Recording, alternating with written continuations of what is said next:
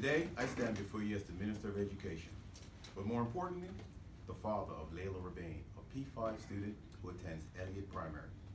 Some of you may ask, why is that relevant?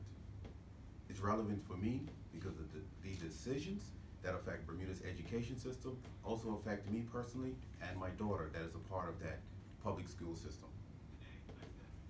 My family have shown the ultimate confidence in the education system by entrusting our gift, our love, and our treasure to this system. The Ministry of Education has been often criticized about not having the will to fix the problems that we see within the Bermuda public school education system. I strongly disagree with that assertion.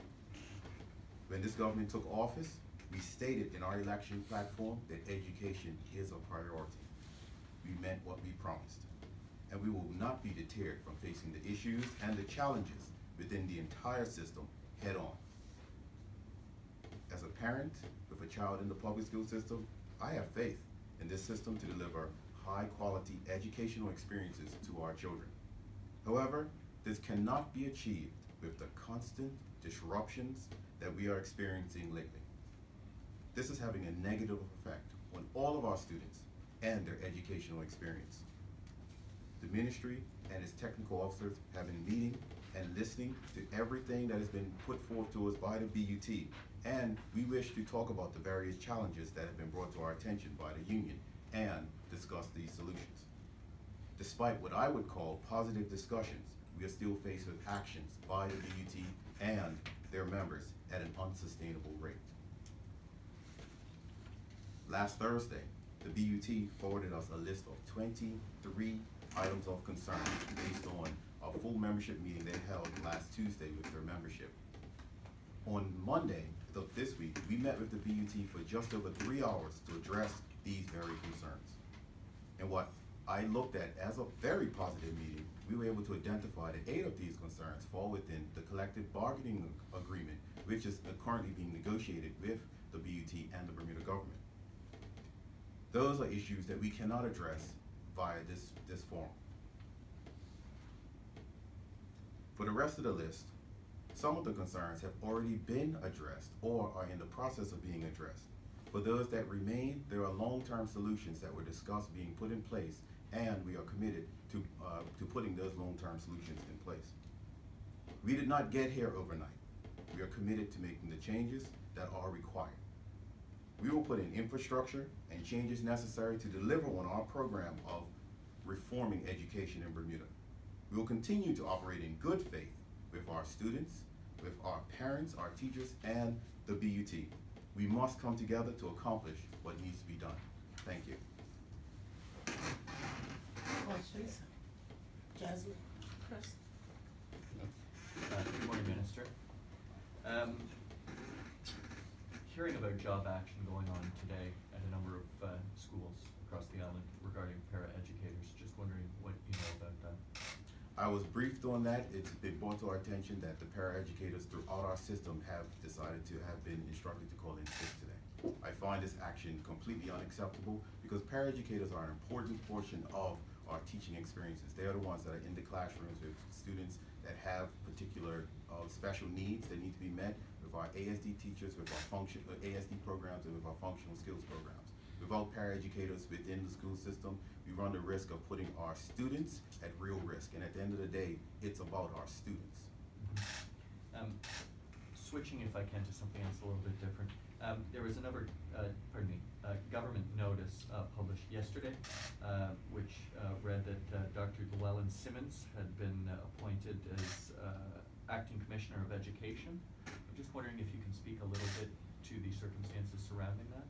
The circumstances is Miss Kalmar Richards is on compassionate leave. Can you just, sorry, good morning, Minister. Good morning. Would you be able to confirm just how many paraeducators have called in sick today?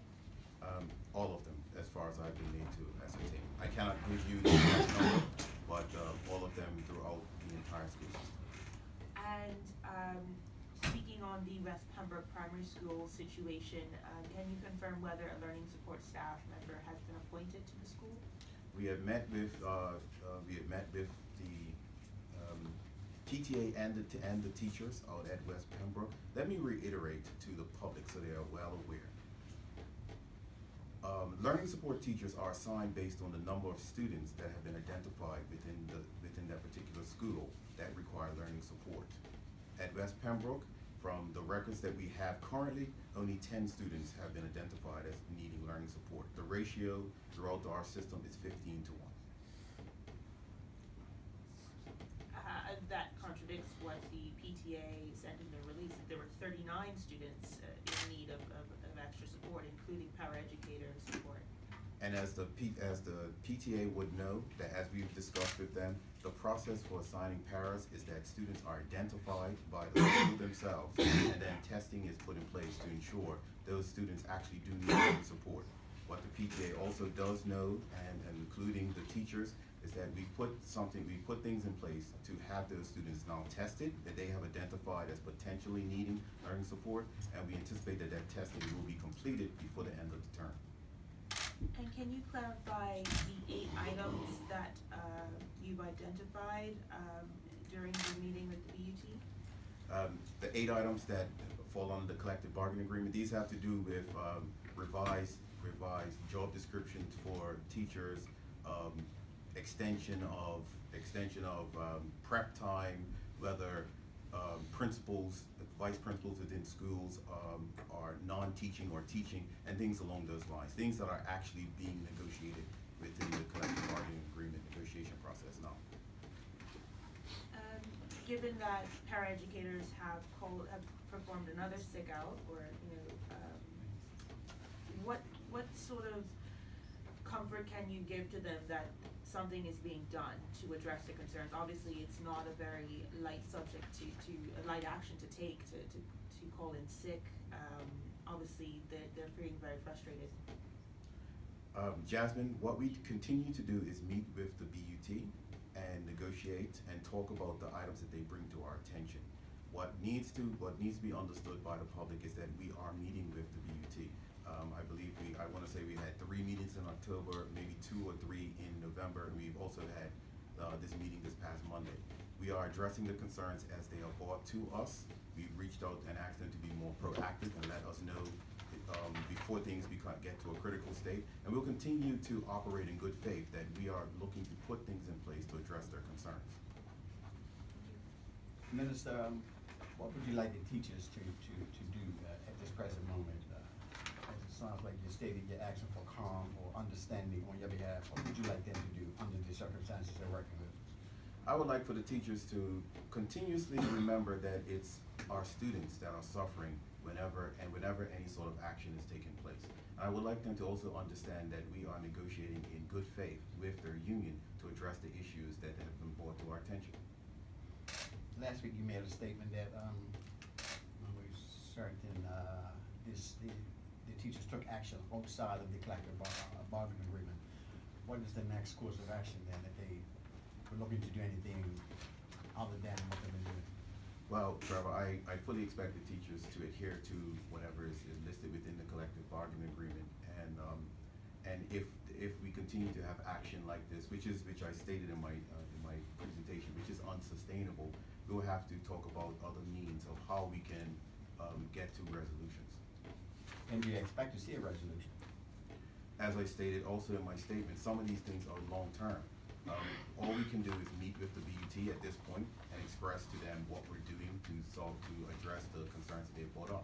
After we do that, it's up to the Bermuda Union of Teachers to relay those concerns and the things that we're doing to their body. Any questions? Jasmine, one follow-up? Yeah?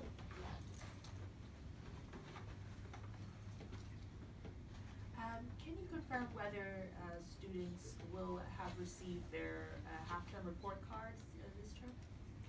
And that was part of a previous release that we talked about and a press conference, that some of the angst that we're having has to do with the standard-based grading and the implementation of it, and it was already announced that we would forego the midterm grades per se, but we would have the teacher-parent conferences in which the teachers will update the parents on how well their students were doing or what progress the students were making. So sorry, follow up on that. So when can parents then expect to see the first report cards for their children? We are anxious to release the report cards. What I can announce, which we do find completely unacceptable, is that the union has advised their teachers to not enter grades into our system. This is something that we're also working on as well. It's something that we find completely unacceptable because, again, it's about ensuring an educational system that is fair and honest for our students. For teachers to be told not to enter grades into the system it's a dangerous precedent that's being set, and we intend to address that as quickly as we can. Thank you, Minister. Minister, do you think these teachers are acting with industrial action quicker than, under this administration, quicker than the previous administration? Why do you think? Trevor, we can sit here and wax all day about what the previous administration did and didn't do. We all are very aware of the challenges that they have introduced into this system. They've left us with a system that has severe issues with infrastructure and funding challenges. We're talking about what we're doing to move forward, and we are committed to doing and putting the things in place that is necessary to ensure that our students have a reasonable expectation of having a positive and a positive educational outcome. All right, thank you. No more questions. That concludes the press conference.